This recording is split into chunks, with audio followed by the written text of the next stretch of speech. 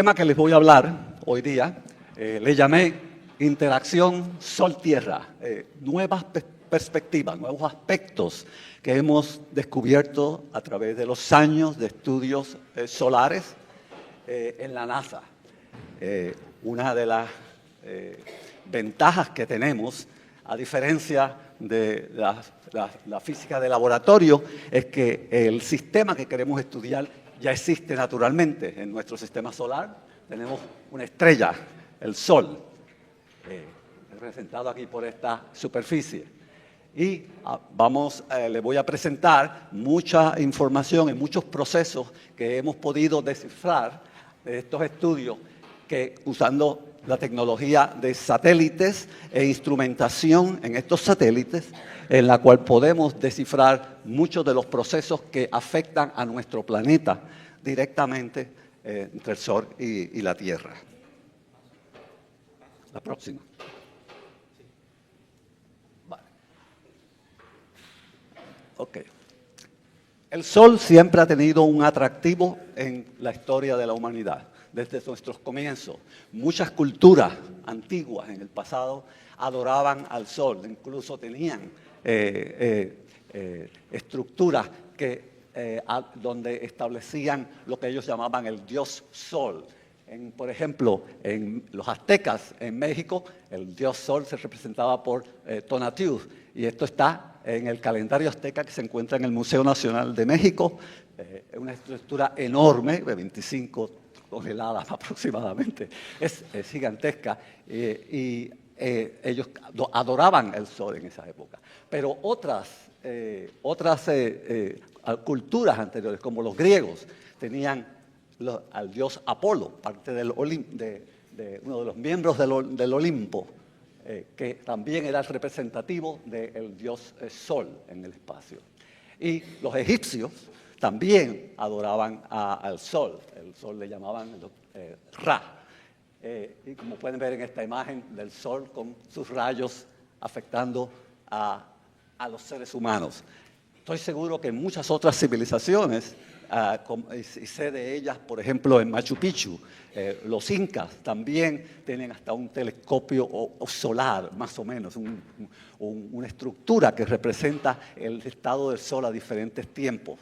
Y a veces me he preguntado si los indios de Puerto Rico tenían también una adoración al Sol. No he encontrado evidencia sobre eso, pero me encantaría saber si alguno de ustedes sabe sobre eso, y me encantaría saber cómo le llamaban y qué tipo de ideas tenían sobre el Sol en sus tiempos. Próxima. Claro, las creencias originales no estaban basadas en datos y en estudios mucho más serios y formales para explicar los fenómenos solares. Con el tiempo, yo diría que el principio de la física solar, de los estudios solares, comenzó con Galilei, del 1564 al 1642. Aquí tenemos una imagen de Galileo, donde Galileo, un hombre muy brillante, primero desarrolló el telescopio. Es una copia original del telescopio de Galileo que está en el museo en Florencia, a los que han tenido oportunidad de visitar, y es fascinante. Y él dedicó gran parte de su vida a estudiar a mirar hacia el Sol y ver estructura. Él fue el primero que identificó las famosas manchas solares. Y estos son diagramas que él hizo mientras observaba directamente con su telescopio al Sol. Desafortunadamente, con el tiempo, él fue perdiendo la visión, porque eran observaciones muy directas, no se conocía mucho sobre los efectos solares, pero él descifró por muchos años los efectos, los fenómenos solares, y no solamente eso, encontró otros cuerpos que giraban alrededor del Sol. Claro, Galileo vivió en una época donde todavía había una gran discusión de lo que era el centro del universo.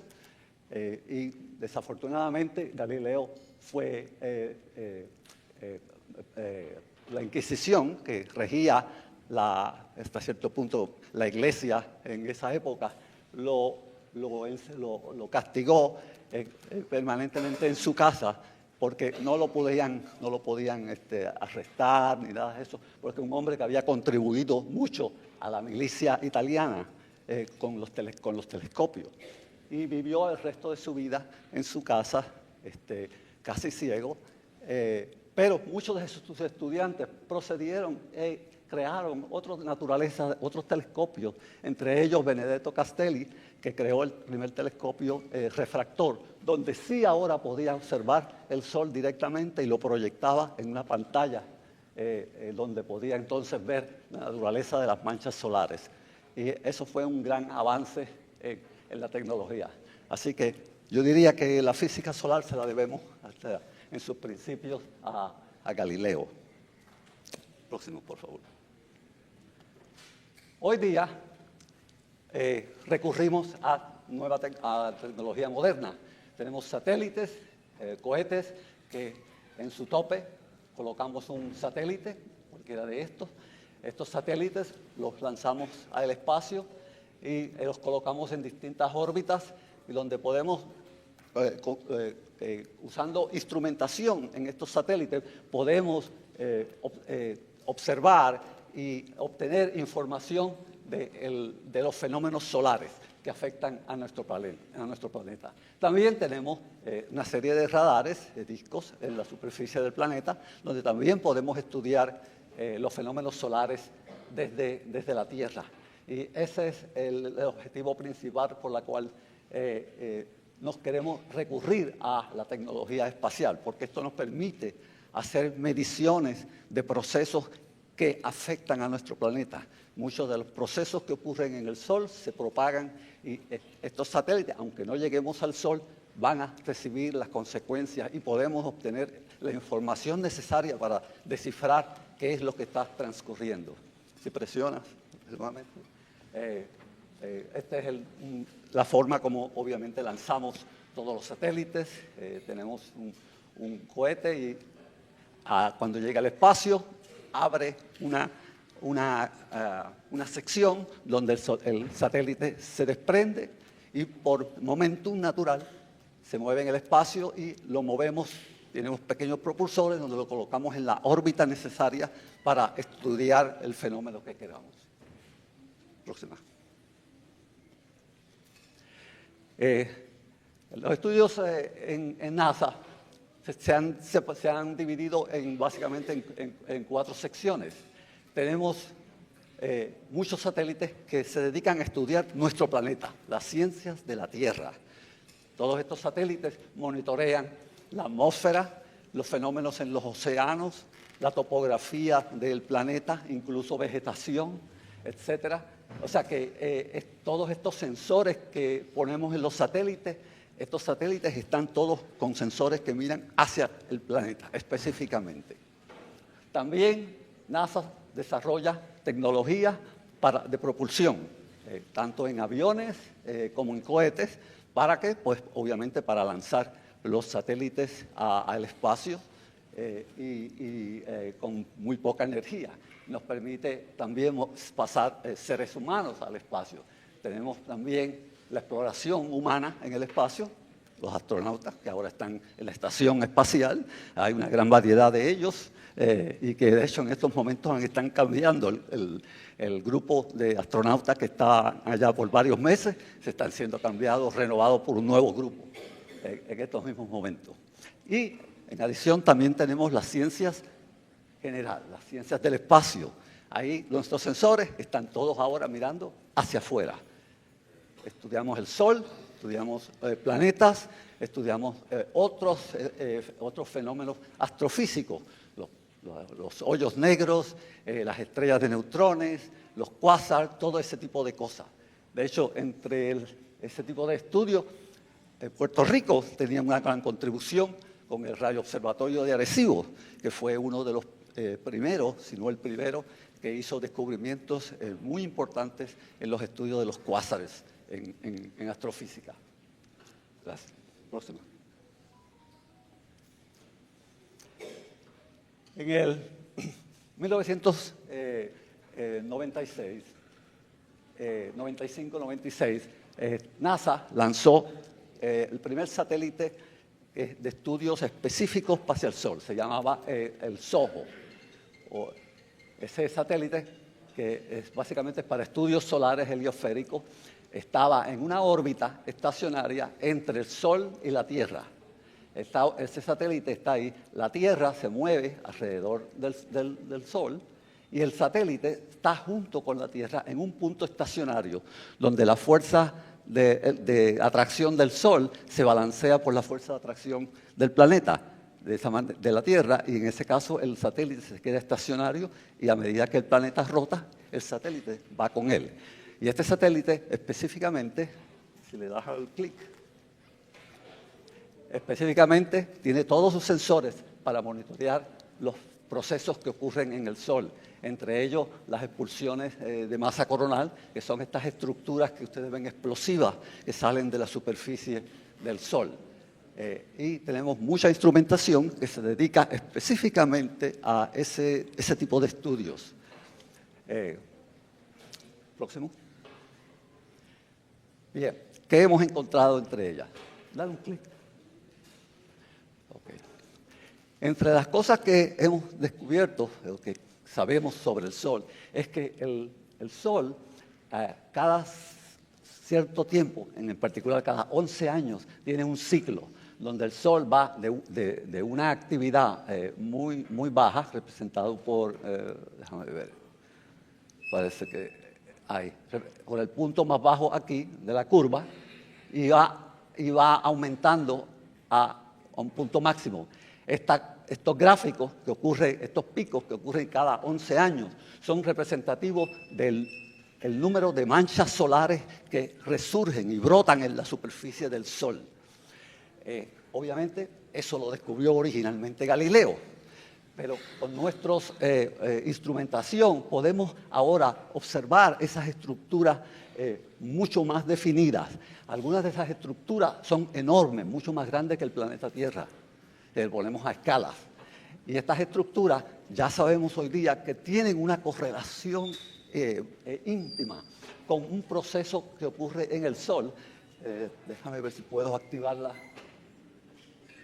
Sí, un proceso que ocurre en el Sol. Cuando rota, el Sol está hecho de un plasma, y este plasma genera unas corrientes eléctricas que producen unos campos magnéticos que brotan de la superficie. Esas regiones donde esos campos brotan son las regiones exactamente donde están las manchas solares. Las manchas solares son campos magnéticos en esa región, hay unos campos magnéticos muy intensos, tan intensos, y la temperatura de esa área es menor que la de su entorno. Al ser menor, se ve oscuro, por eso es que la vemos como una mancha solar. Pero si tuvieran la misma temperatura, no la podríamos distinguir. O sea, la temperatura acá afuera es más alta que la temperatura en la mancha solar misma. Así que eso es lo que caracteriza la mancha solar. Unos campos magnéticos intensos. Y estos campos magnéticos rodean todo, envuelven todo el Sol en general. No solamente eso, esos campos magnéticos se propagan con el gas, con los gases que emite el Sol hacia el espacio y en cierta forma cargan consigo el efecto del campo magnético. Y un poco más tarde les voy a enseñar cómo estos campos magnéticos se encuentran con nuestro planeta. Esto es una simulación de cómo estos campos magnéticos resurgen.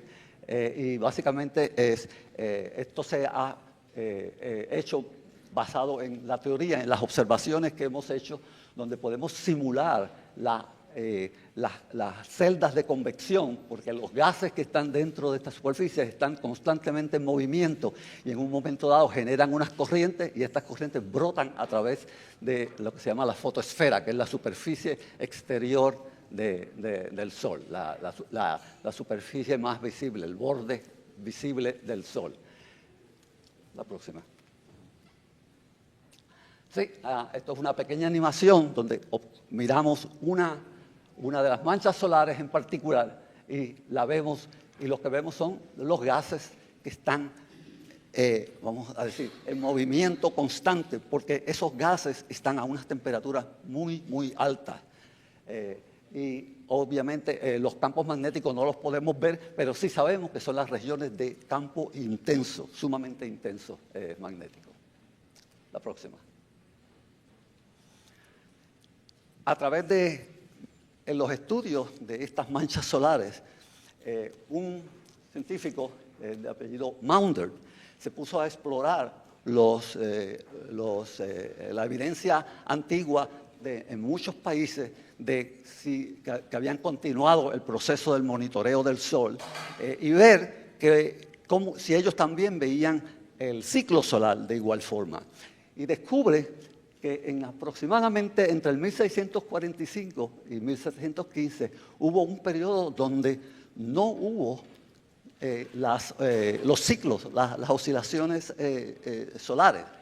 Todavía esta es una época muy temprana para la tecnología, no teníamos cámaras en esa época, pero la evidencia que existe es solamente en pinturas en Holanda y en otras regiones de Europa, incluyendo América, donde durante ese periodo de tiempo hubo un enfriamiento enorme en el planeta Tierra.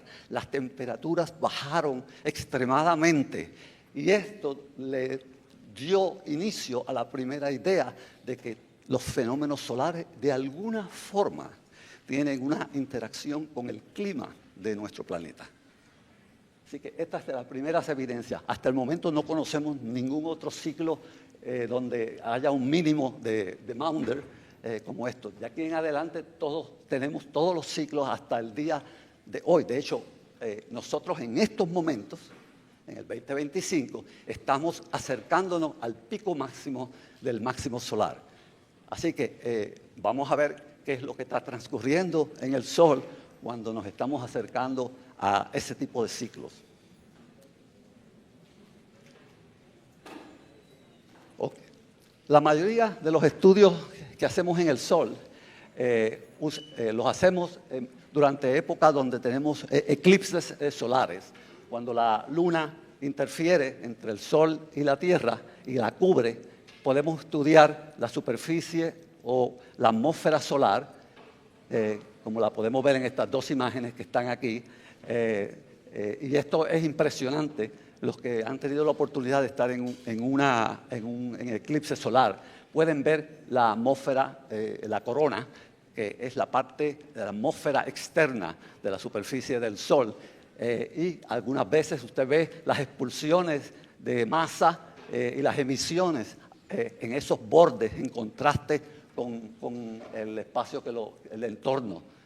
Y eso les permite hacer estudios de la superficie del Sol. Claro, este tipo de estudios usted tiene que tener unos lentes que le protejan sus ojos nuevamente y le filtre ciertas longitudes de onda que pueden afectar su retina. Así que hay que tener mucho cuidado. Pero entre las cosas que hemos descubierto con el SOHO es que el Sol evoluciona en sus 11 años de un Sol que es casi inerte, no hay mucha actividad, muy pocas manchas solares, muy pocas expulsiones y explosiones solares. Y a medida que pasa el tiempo y nos vamos, por ejemplo, del 92 hasta el 96, en el 96 estamos en el máximo solar y el Sol se hace bien dinámico, bien activo, bien violento. Podemos decir que el Sol está enojado de alguna forma. Cada 11 años se enoja. Tiene una gran emisión y se ven todas estas estructuras en la superficie que son muy intensas. Y ahí es donde tenemos que preocuparnos porque es donde ocurren la mayor cantidad de eventos que nos impactan, como el que vamos ahora a estar sufriendo en el próximo año porque nos estamos acercando al máximo solar. Esta es una imagen del Sol vista en el año 2000 y usted puede ver muchas estructuras, pero la estuvimos monitoreando con el satélite SOHO y tengo una animación. ¿Sí? Me parece. ¿La puedes activar? ¿O? El micrófono un poco más. ¿Con el ratón? No, que te acerques el micrófono un poco más. Ah, sí, claro. Sí, la activa. Vale. ¿La puedes ¿En cuál activar? de ellas? Esa. Ahí está. En el 1997 estamos en el mínimo solar. Ustedes verán que no hay mucha estructura. A medida que pasa el tiempo, estamos observando desde un punto estacionario, en el 98 empiezan a aumentar el número de estructuras solares y fenómenos. Así continuamos hasta el 99. Cada vez se está poniendo más dinámico y más violento. Llegamos al año 2000, que es más o menos donde llegamos al máximo solar, y es donde se ve la mayor intensidad en los procesos solares en el Sol. Estas imágenes las podemos ver porque observamos al Sol a través de unos ciertos filtros que nos permiten ver al Sol no en la luz ordinaria que ve usted con sus ojos, porque esa no nos describe nada, no vemos ninguna no uniformidad en la superficie. Necesitamos unos filtros que nos permiten ver estas estructuras como brotan y surgen a medida que el tiempo pasa. Así que esto es uno de los descubrimientos hechos por el satélite SOHO durante el tiempo de estudios. El Sol. Bueno, ¿qué sabemos sobre el Sol? Primero, es la única estrella de nuestro sistema solar. El mejor laboratorio que tenemos, naturalmente, está ahí. Lo único que tenemos es que enviar satélites cercanos y con instrumentación que nos permita estudiar esa superficie. Está formado por un gas que se le llamamos plasma. Otra gente le llama el cuarto estado de la materia. El plasma no es más que un gas que ha sido sometido a temperaturas muy altas, mucha energía, y el gas ha sido ionizado. Nosotros en esta habitación tenemos un gas normal, el oxígeno, el gas corriente, pero ese gas no está ionizado, está completamente neutro, los electrones y los protones están juntos en los átomos y no se han separado. Pero si usted aplicase energía de alguna forma, las calienta, aumenta la temperatura, esos electrones se separan del núcleo y se mueven independientemente, pero a través ahora de unas fuerzas que son las fuerzas electromagnéticas, y crea lo que se llama el cuarto estado de la materia, que es el plasma.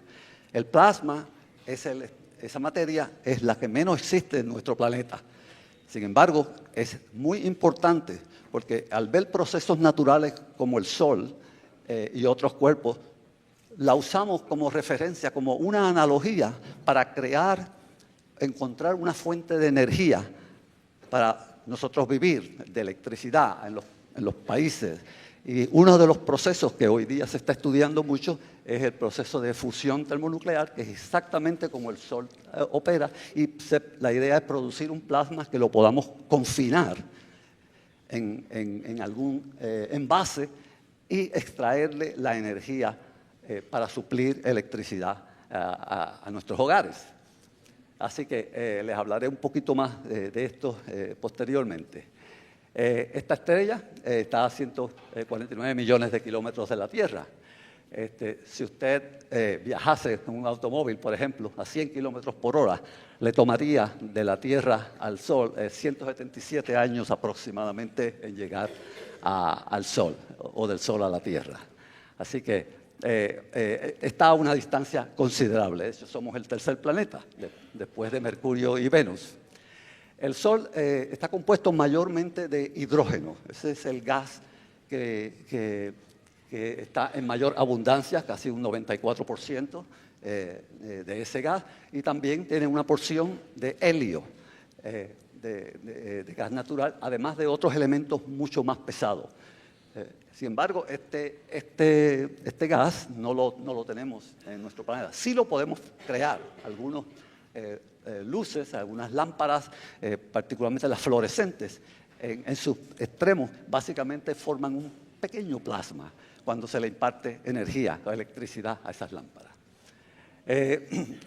El Sol lleva unos 5.000 millones de años de existencia, desde que se formó en sus orígenes.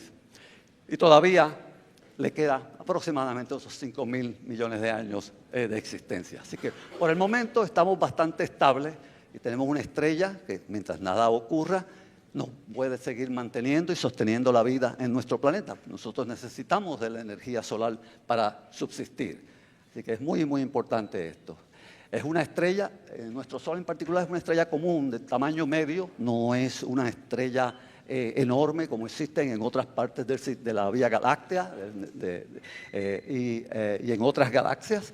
Y por tanto, vamos a ver que debido a que es un tamaño normal y corriente, podemos ahora casi tener una idea de la evolución estelar de nuestra estrella hasta cierto grado, por lo menos desde el punto de vista teórico. Así que, si me permite, la próxima. Okay. El Sol, pueden pensar sobre él como una esfera donde en su centro tiene un núcleo, y en ese núcleo es donde se llevan las reacciones termonucleares en particular. Es donde se genera la energía que hace que esos gases se calienten y expandan. Pero debido a que el Sol tiene una masa bastante grande, produce una fuerza gravitacional que mantiene la estrella estable. El gas se sostiene y se mantiene estable, está como una estructura. Si usted observara al Sol, lo único que puede ver es la superficie exterior, lo que llamamos la fotoesfera, porque ese es donde la luz finalmente, después que se genera en su interior, le toma mucho tiempo en brotar a través de la superficie, y cuando brota, esa es la que se emite. Y claro, es inmediatamente opaca el que usted pueda ver por debajo de esa superficie. Es muy, muy difícil. Como les dije, también debido a que tiene unas células o unas celdas de gas que se están en constante movimiento y son un plasma que están electrificados, porque las partículas están formadas del plasma en electrones y protones, producen corrientes que generan campos magnéticos que brotan, y algunos de ellos tienen hasta forma de unos arcos, como vemos en esta imagen, y esos arcos a veces estallan y se propagan al espacio interplanetario. Algunos de ellos vienen hasta en dirección de nuestro planeta. Esto es uno de los procesos que nosotros monitoreamos constantemente. La creación de esa energía en el centro se lleva a cabo por un proceso de fusión termonuclear. La idea es que el gas ha sido ionizado y usted ahora toma los núcleos de hidrógeno positivo y trata de juntarlos, de fundirlos uno con respecto al otro. Claro, la fuerza de Coulomb, cargas iguales se repelen, no contrarresta el que usted pueda lograr el fundir uno con el otro. Pero si aplica suficiente energía, por ejemplo, producida por la fuerza gravitacional que tiende a comprimir ese gas, de manera tal que en el proceso hay una fusión entre los núcleos de hidrógeno. Entonces, esa fusión emite una radiación o una energía que trata ahora de expandir el sistema. Y si le das una... No sé si... sí. Aquí vemos las partículas en colisión unas con otras, donde poseen el proceso de fusión, y cuando se enciende, produce el gas en el interior y produce una temperatura, una presión externa que empuja el gas y sostiene la estrella como una superficie estable en el sistema. Las estrellas comienzan en una forma lenta. Básicamente es la acumulación de gases y polvo en las nébulas. Y esas nubes, pueden pensar con ellas como si fuesen unas nubes. Y esas nubes poseen densidades diferentes. En algunos lugares son más densas, en otros lugares son menos densas. Y en esas regiones donde hay una densidad un poco mayor, gracias a la fuerza de gravitación empieza a atraer el material. Y a medida que va atrayendo el material, se hace mucho más densa.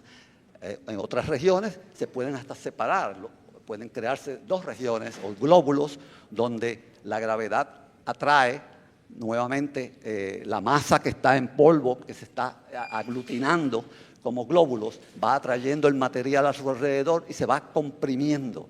Al comprimirse por fuerza de gravedad, entonces se empieza a aumentar la presión y la densidad de esas regiones, y en un momento dado la temperatura comienza a aumentar a partir de esas nubes de polvo o de esas nébulas que se encuentran en el espacio. La próxima. Dale un clic. A medida que ese gas se está comprimiendo, cuando el gas y la temperatura está subiendo, cuando la temperatura llega aproximadamente a unos 15 millones de grados Celsius, entonces el hidrógeno se enciende inmediatamente. Tenemos que llegar a una temperatura crítica y eso permite que se encienda el hidrógeno. En ese momento se emite una gran cantidad de energía y comienza el proceso de expansión. Un clic, por favor. Básicamente, lo que está ocurriendo es una reacción que fue descubierta por básicamente Hans Bethe, uno de los que trabajó en el proyecto de Manhattan, de la bomba atómica, donde él descifró de que la evolución estelar de nuestras estrellas se produce porque 4 núcleos de hidrógeno se combinan por fusión y crean helio, pero también emiten otras partículas y libera una energía. El asunto es de dónde viene o proviene esa energía. Y ese es el detalle. Si usted calculase la masa de los 4 átomos de hidrógeno que se combinaron para crear el helio, va a encontrar que la masa aquí es mucho mayor que la masa de los productos que se emiten en la formación del helio y de los protones y los neutrinos. Por tanto, esa diferencia en masa se actualiza en forma o se puede representar en términos de energía. Y dale un clic, por favor. Y gracias a un señor que se llamaba Albert Einstein, él en el 1905 ya había descifrado que la energía era proporcional a la diferencia en masa por la velocidad de la luz al cuadrado. Y Hans Bethe, dándose cuenta conociendo la fórmula de Albert Einstein, se dio cuenta de que podía ahora calcular o emitir la cantidad de energía que se emite en la reacción termonuclear. Ahí. La próxima. Si hacemos esto por los números, siempre me gusta hacer este ejemplo porque así le da una idea a usted de numérica, de cuánta energía es la que se libera. Tenemos la reacción nuevamente. Dale un clic, por favor. Aproximadamente la cantidad de energía en esta reacción de los 4 núcleos de helio es del orden de 25 megaelectronvoltios, no es una cosa muy grande. Si las cambiamos a otras unidades que tal vez ustedes conocen mucho mejor, dale al clic. Por ejemplo, en unidades de Joule, va a ver que ahora es del orden de 10 a la menos 12, eso es bien pequeñito. Si le das de nuevo, estas unidades que ustedes están más familiarizados, las calorías, sería de 10 a la menos 15, o sea que casi no tiene mucha energía en esa reacción. Lo que pasa es que el Sol repite esto 10 a la 38 veces por segundo. Por segundo. Por tanto, la cantidad de energía que se libera es bastante grande y además el Sol posee, dale un clic, aproximadamente 10 a la 58 átomos o núcleos que son para quemar. Por tanto, pueden darse cuenta que dale un clic, por favor, que el balance de fuerzas en el Sol entre el proceso de fusión y el proceso de gravedad es lo que mantiene estable a nuestro sistema, a nuestra estrella. Y su tiempo de vida va a depender del balance de esas dos fuerzas, la de presión o la gravedad comprimiendo el gas y la termonuclear expandiendo el gas. Mientras ese balance exista, nuestra estrella será un cuerpo bastante estable. Pero la vida no es tan simple como parece. Aquí les voy a dar una idea de un posible destino. Nosotros tenemos la conjetura de que definitivamente va a ser el destino de nuestro Sol. Aquí vamos a tener estos 2 anillos, el de la izquierda y el de la derecha. Comenzamos, como les hablé, de una nube de polvo, las nébulas, que poco a poco se van comprimiendo y condensando hasta formar la estrella o el Sol. Este es un Sol aproximadamente como el nuestro, aproximadamente. simple y sencillo. Cuando llega a un punto se ha encendido y vemos que ahora tenemos una estrella vibrante produciendo energía y estable. Todo este proceso tarda millones de años, pero el combustible, que es el hidrógeno, en un momento dado se va a terminar, porque se está convirtiendo hidrógeno a helio. Cuando se termina de producir, no hay hidrógeno, lo único que usted tiene es helio. Nuestra estrella, lo que va a ocurrir es que va a expandir inmediatamente. Ya no tiene más helio, más hidrógeno que quemar, ahora va al helio, que es el próximo gas en su mayoría, en mayor densidad, y expande. Pero la cantidad de gas de helio que va a generar, porque nuestra estrella tiene una masa que no es lo que está por debajo de la masa crítica, no va a ser lo suficiente, y lo que va a ocurrir es que expande. En esa expansión, lo primero que hace es que vaporiza los cuerpos más cercanos, como por ejemplo el planeta Mercurio, el próximo que le sigue, el planeta Venus, y el siguiente somos nosotros en línea, el planeta Tierra, en esa expansión. Así que desaparece en esa expansión y de momento, como no tiene más material, más helio, súbitamente contrae. Lo restante de helio se propaga por el espacio y se pierde como gas que va a ser la fuente para otro tipo de estrella, y nuestra estrella evoluciona a lo que hoy día llamamos una enana blanca. Es un cuerpo inerte, no va a emitir la luz, y este es el destino que nos toma en aproximadamente 15.000 o 5.000 millones de años más. Así que este es el destino básicamente de nuestra estrella en nuestro sistema solar. ¿Por qué? Porque es un cuerpo de una masa por debajo de la masa crítica. Pero otros cuerpos que se generan pueden tener una masa superior a ella. Y estos pueden desarrollar nuevamente en supernovas o incluso, debido a su masa, en cuerpos estelares como los cuásar, estrellas de neutrinos e incluso hoyos negros o black holes. Esos son los que se formarían. Pero nuestro destino no está en esta parte de la trayectoria, debido a que la masa de nuestra estrella, como le dije, es una estrella normal, ordinaria, está en esta parte del siglo. Las conjeturas y los cálculos que se han hecho, esta es la dirección en que enfatizaría la evolución de nuestra estrella, la evolución estelar.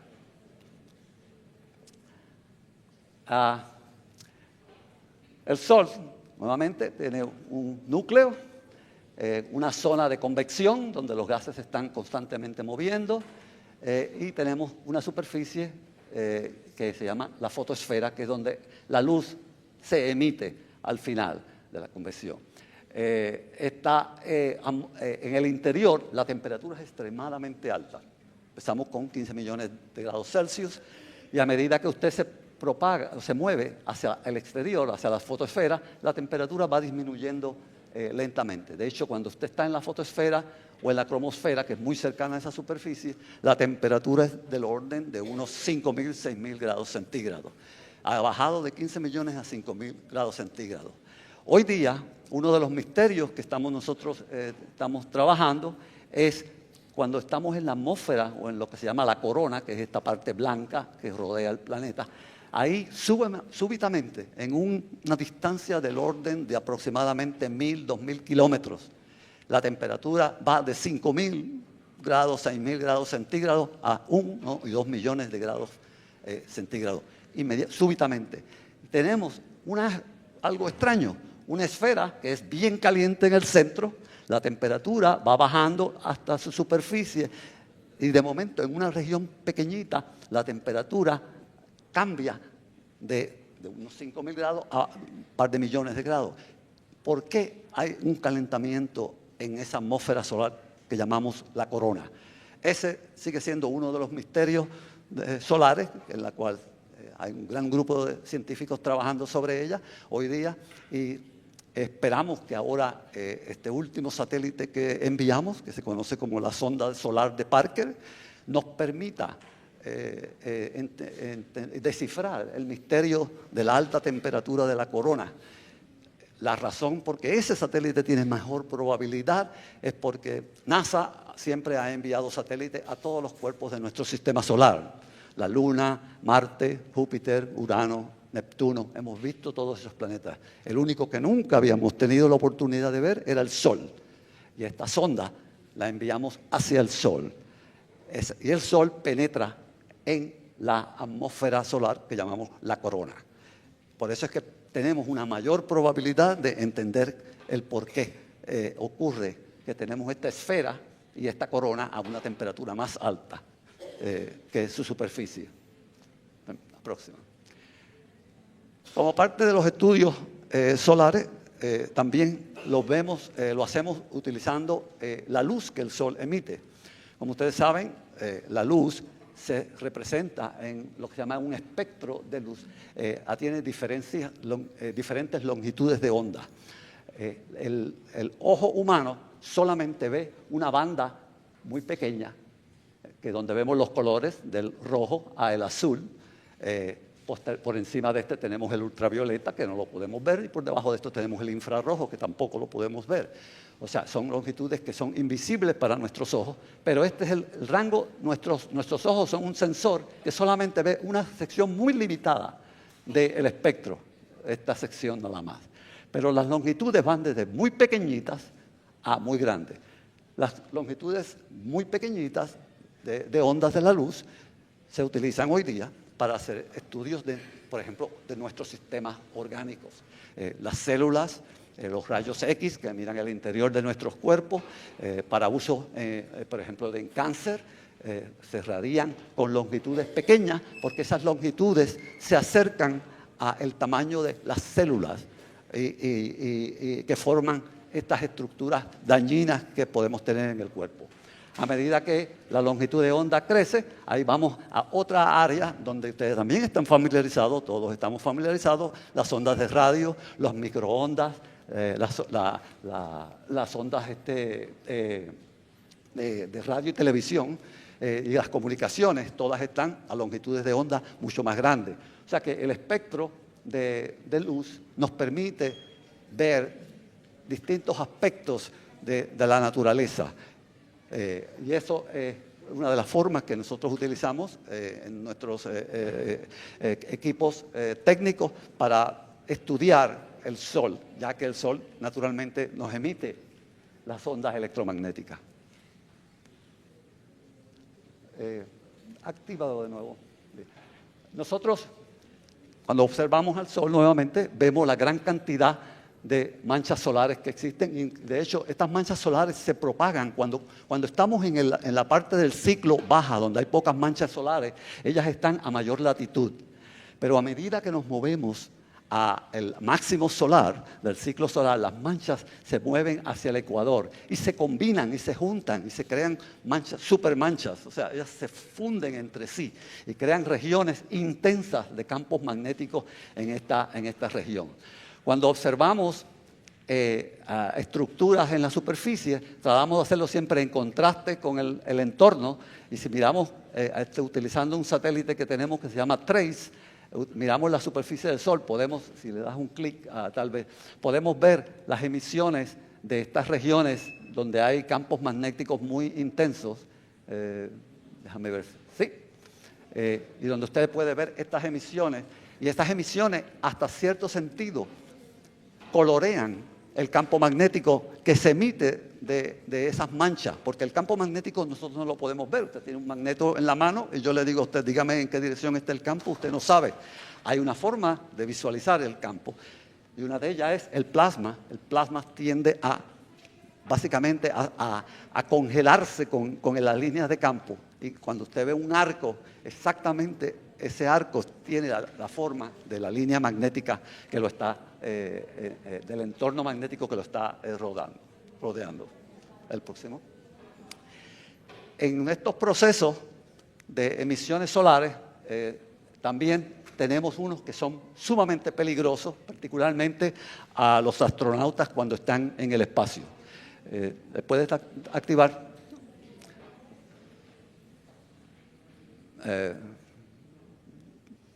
Ahí está.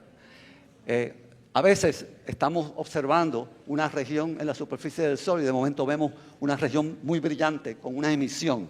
Ustedes vieron unos puntitos. Esos puntitos es de partículas que fueron en la dirección de nuestro detector y saturan nuestros detectores. Unas de estas emisiones son peligrosísimas porque son protones de alta energía, y estos protones, los astronautas, si están en esos momentos llevando a cabo alguna actividad fuera del satélite, si son sometidos o están sujetos a esa radiación, les puede producir cáncer, esas partículas. Si activas si observamos también esa superficie, en los bordes, vemos las líneas de campo magnético, nuevamente siendo formadas por el plasma que las rodea, y estas líneas, algunas se emiten hacia el espacio y vienen en nuestra dirección, y producen explosiones de una gran cantidad de energía. La siguiente. Las expulsiones de masa coronal. Quizás estos son los eventos más interesantes de las emisiones que hay en el Sol. En el SOHO teníamos un instrumento que se llamaba el coronógrafo, que es básicamente un pequeño disco que tiene 2 radios o 3 radios diferentes. Aquí tenemos un radio, aquí tenemos otro radio, el radio de la distancia entre el centro y la superficie. Y ese brazo lo que hace es que cubre parte del Sol y nos permite estudiar lo que se emite a su alrededor. Y esto nos da una idea aproximadamente de cuándo hay expulsiones coronales.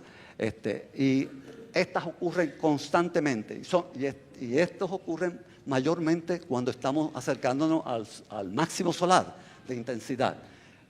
No hay peligro porque este material básicamente el gas que está siendo emitido y se expande a medida que ese gas sale del Sol, se expande, y cuando ya llega a nosotros es como es un aire muy fino, o sea, un gas muy fino. Por tanto, los efectos no son tan intensos como esperamos, pero sí ocurren en una gran cantidad. Y obviamente tienen también una gran cantidad de energía, que si pudiéramos capturar esa energía en alguna forma, tendríamos una fuente natural de producir electricidad en nuestro planeta, lo cual no es muy fácil. Aquí les voy a enseñar ahora la evolución solar de estas expulsiones de masa coronal. Si le das una actividad, aquí estamos observando al Sol, nuevamente cubierto por el coronógrafo, y van a empezar a ustedes a ver, está activa.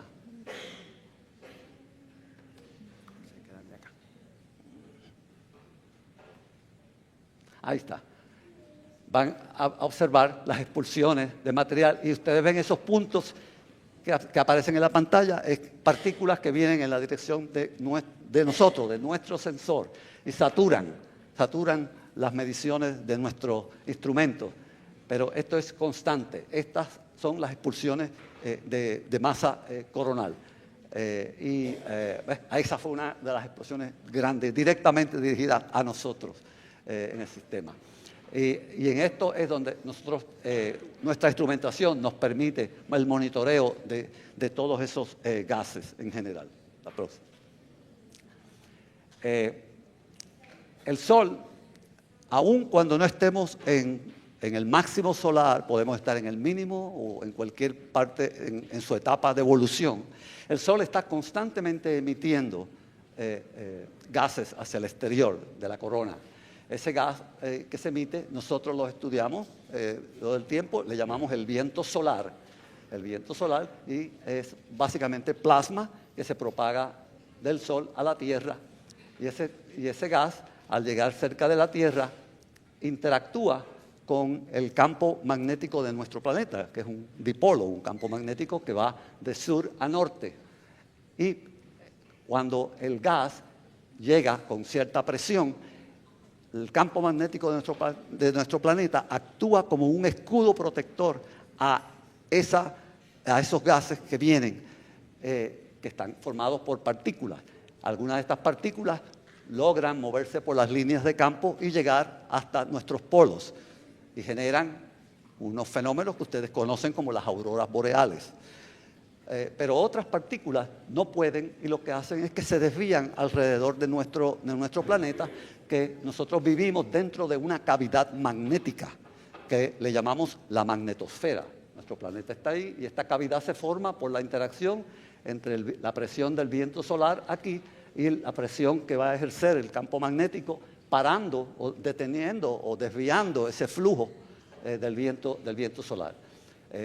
Conociendo esto, nosotros podemos hacer animaciones utilizando estos estudios y si le das un clic podemos ver cómo la cavidad de nosotros evoluciona temporalmente. Esto es una animación hecha en una supercomputadora donde podemos ver cómo este flujo afecta el campo magnético de nuestro planeta. Sí. Ok, la próxima.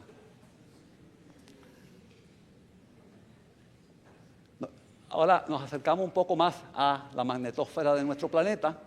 Está formada de esta cavidad donde vivimos, que le llamamos la magnetosfera.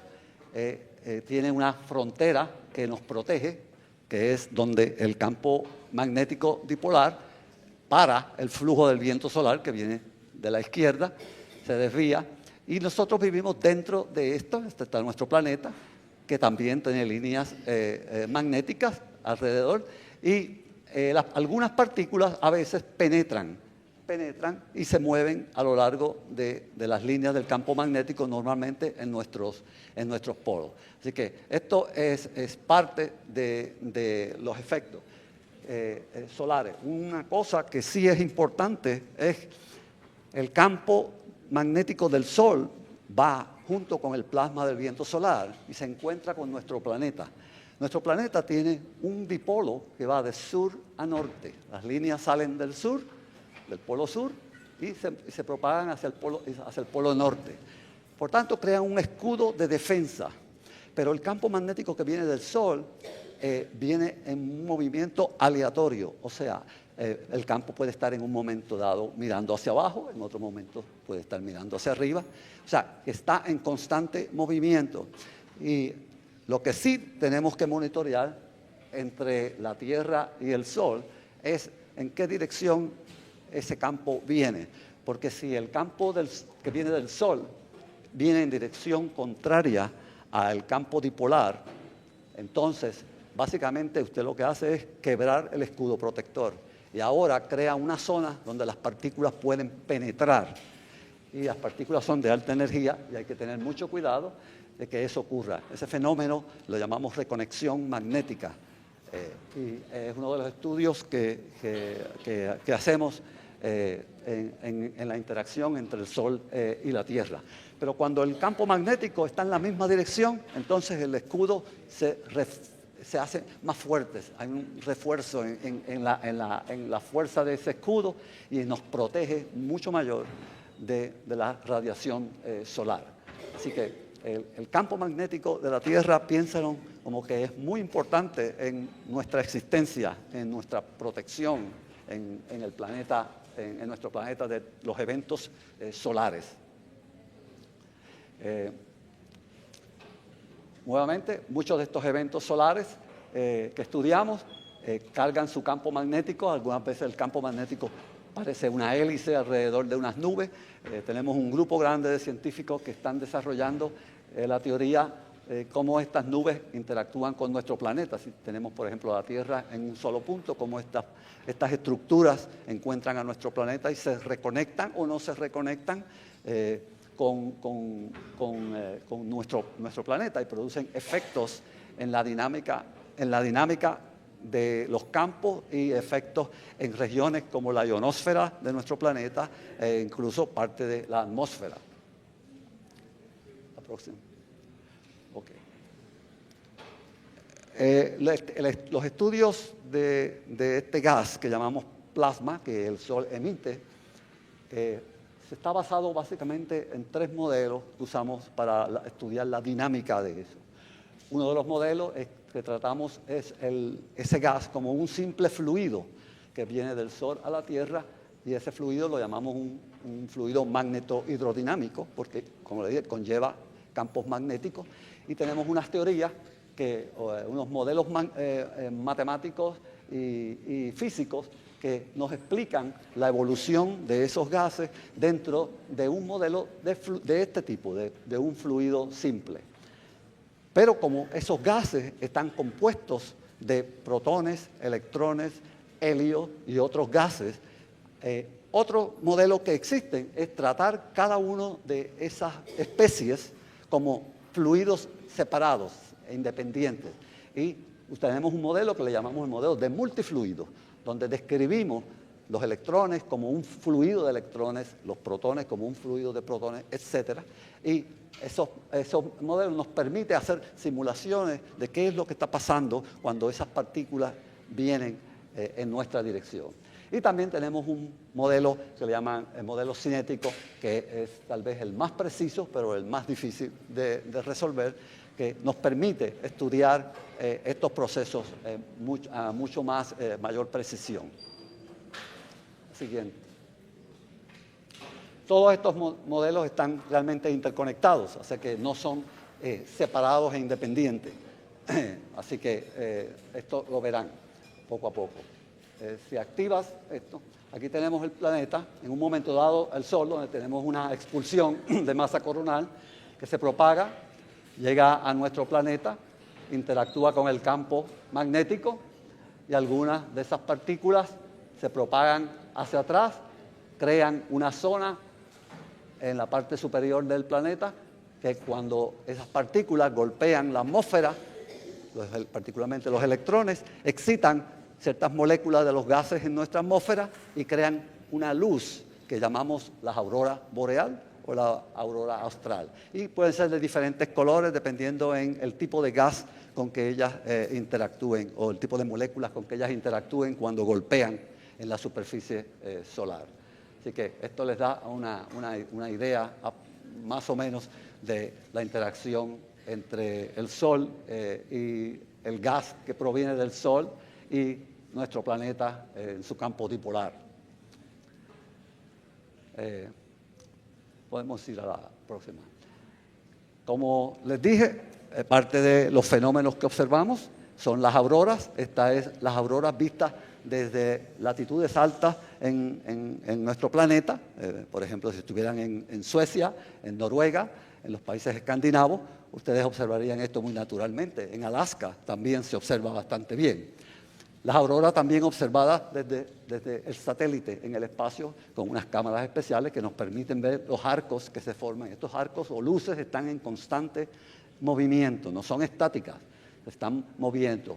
Hay ocasiones donde el impacto de las partículas es tan grande que estos arcos que se forman en los polos, el norte y el sur, aumentan su radio y se mueven a latitudes mucho más bajas. Yo, claro, no conozco ninguna evidencia todavía de alguna de estas formaciones de auroras que haya llegado hasta la latitud de 18 grados aquí, digamos, en Puerto Rico, que ustedes hayan logrado ver las auroras.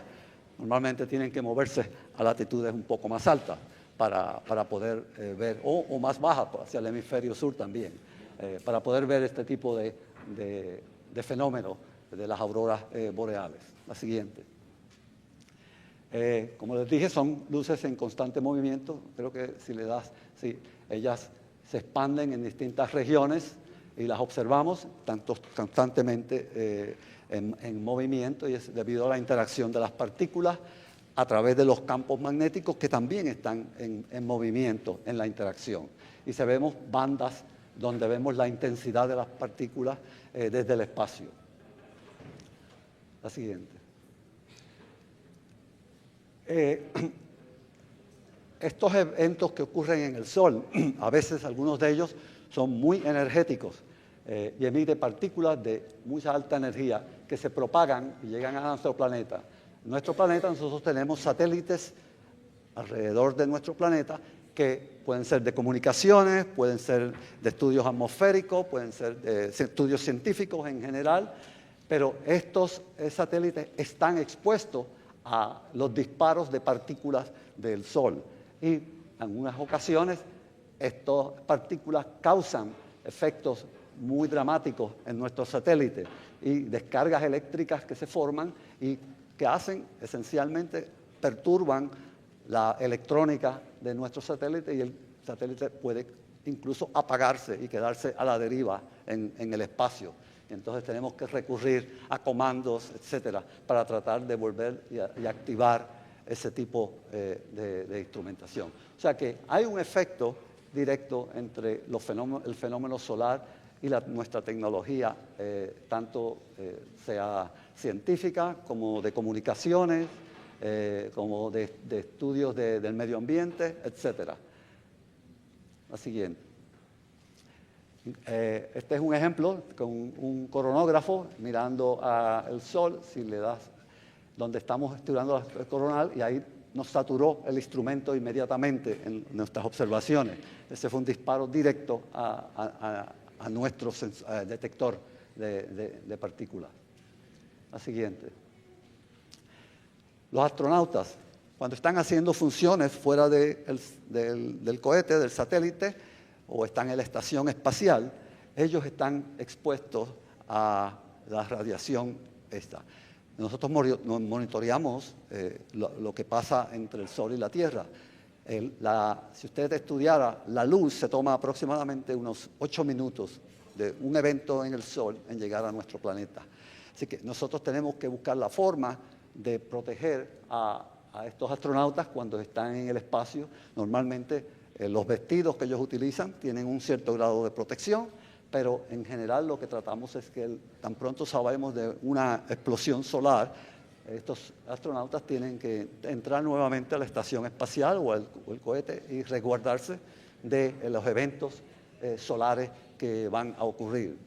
Así que esa es una de las cosas que sí monitoreamos, y cuando los astronautas llegan al planeta, o sea, a la superficie del planeta, hay que hacerles un estudio médico para asegurarnos de que no ha habido un efecto de radiación afectando sus células, porque es conducente a cáncer dramáticamente. Próxima. Los procesos solares tienen también una gran influencia en las comunicaciones en nuestra superficie del planeta. Afectan nuestros satélites de comunicación, incluso nos afecta a nosotros cuando volamos. Yo no sé si ustedes se han dado cuenta que cuando usted viaja, por ejemplo, de Estados Unidos, digamos Florida, Puerto Rico, en Puerto Rico quizá no tanto, pero Florida o la parte norte, en Nueva Inglaterra, Boston, Massachusetts, los aviones toman un arco por el polo para llegar a Europa y pues bajan y descienden, vayan ustedes a Londres o vayan a Madrid.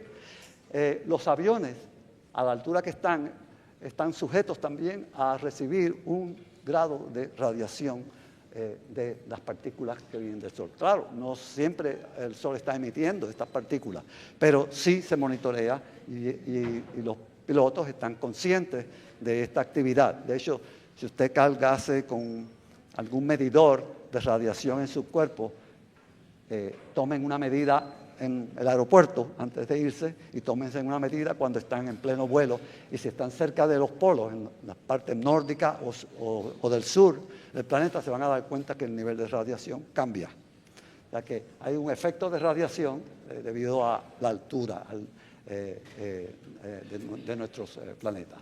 Y claro, estos eventos afectan las comunicaciones, los radares, las fuentes de energía, las redes de energía en nuestro sistema, y pueden tener impacto en la pérdida de electricidad. Creo que Puerto Rico, siendo uno de los más famosos en el asunto de la electricidad. No quiero decir que todos los eventos que ocurren en Puerto Rico sean necesariamente asociados a partículas, pero es posible que alguna porción de ellos sí tengan algo que ver con los efectos solares en nuestro planeta. Y afectan a todos nuestros sistemas eléctricos. De hecho, ocurrió en la ciudad de Quebec hace varios años que los generadores de potencia de la fuente de energía de la compañía eléctrica de Quebec sufrieron una descarga eléctrica solar y quedaron sin luz por aproximadamente 3 o 4 días, en lo que podían descifrar o arreglar los sistemas de los transformadores y de las fuentes de energía. Así que los efectos solares en nuestra tecnología son importantes y hay que monitorearlos constantemente. También tenemos que monitorear los efectos del Sol en distintas superficies del planeta. Por ejemplo, aquí tenemos una imagen de la bahía de Chesapeake, en Maryland, donde se estaba estudiando la cantidad de agua o sequía y ver si había una correlación entre la sequía y la alta temperatura y los eventos solares en la ocasión en que esto se monitoreó. Igualmente, vemos y podemos ver también los efectos de solares o eventos que están asociados a fenómenos solares de, por ejemplo, la creación del polvo del Sahara, que procede del Sahara y de hecho se mueve en el Caribe hacia Puerto Rico. Y tiene influencia muy importante porque estos vientos cargan en sí viruses y cargan efectos que pueden causar enfermedades en la superficie a las personas, enfermedades particularmente de respiración, etc. Estos eventos están asociados a cambios climatológicos que pueden tener una dependencia solar. El efecto solar todavía se está estudiando, no sabemos el grado de la intensidad de esos efectos, pero sí forman parte de ellos. Otro que estamos bastante asociados, y particularmente aquí en Puerto Rico, son la creación de los huracanes, que son cambios en temperaturas drásticos en la superficie del planeta y forman estos ciclos o arcos de aire muy intensos que se propagan y causan las tormentas o los huracanes que estamos sometidos tanto aquí como en la parte sur y este de los Estados Unidos. Entre las misiones que estamos usando hoy día para el estudio del Sol, tenemos dos que son muy populares. Una es un satélite que le llamamos estéreo, porque la idea es que tenemos el planeta Tierra y tenemos dos satélites a cada lado del planeta que están constantemente monitoreando lo que viene del Sol en nuestra dirección. Y este satélite estéreo es como tener una imagen doble de lo que está transcurriendo en el Sol y podemos estudiar con facilidad todos estos eventos. NASA también desarrolló un programa que se conoce como LWS, Living with a Star, conviviendo con nuestra estrella. Y este programa, la idea es tener una constelación de satélites que están constantemente rodeando nuestro planeta y van al espacio entre el Sol y el planeta y están en movimiento constante, monitoreando lo que está transcurriendo en el Sol para protegernos de cualquiera de estos eventos en general. La siguiente. La satélite más reciente y quizás el más interesante de todos para los estudios del Sol es la sonda solar de Parker. El profesor Eugene Parker estuvo vivo hasta hace pocos años. De hecho, esta misión se lanzó en el 2018 y él creo que falleció en el 2019.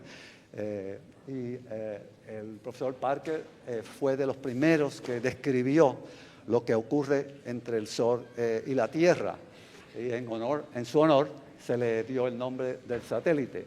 Pero este satélite tiene una órbita bien peculiar. Se lanzó desde la Tierra en dirección hacia el Sol y lo llevamos hasta una distancia de 9.5 radios solares cerca del Sol.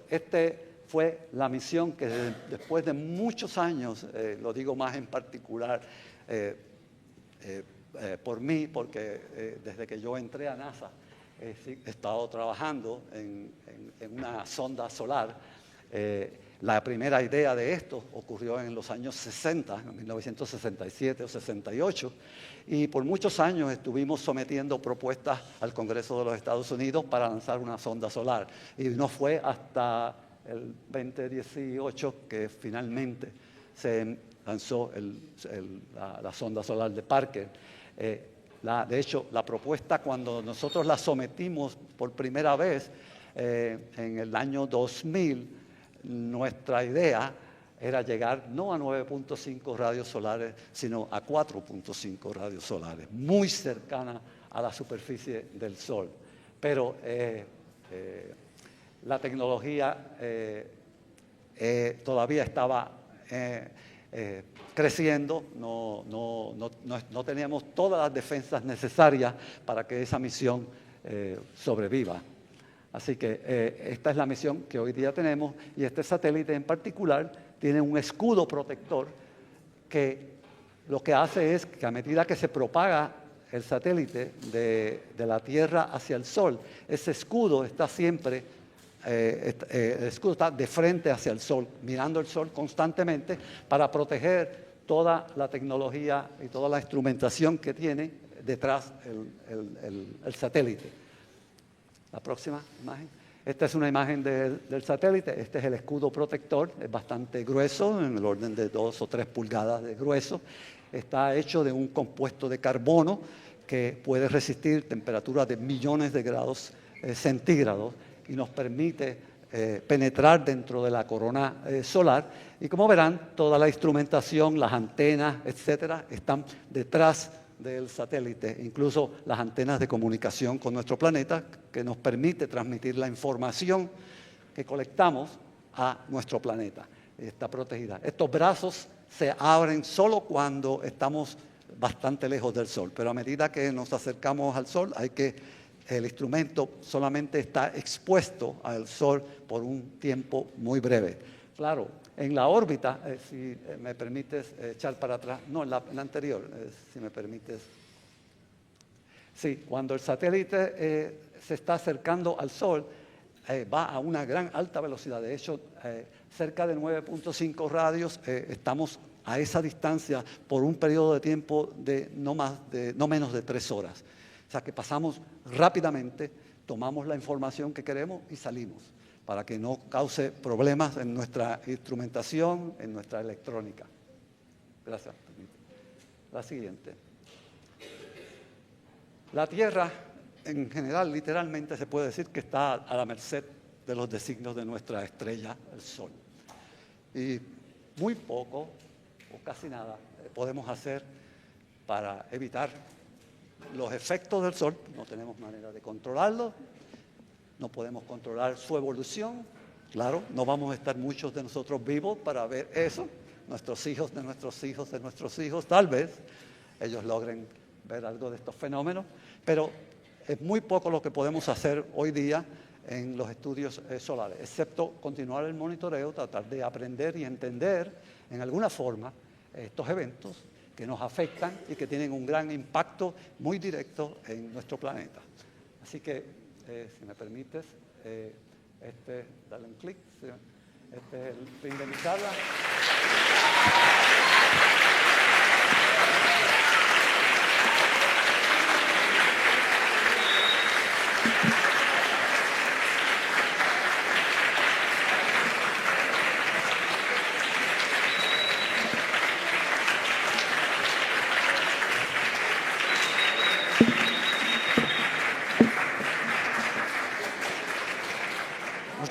Muchas gracias.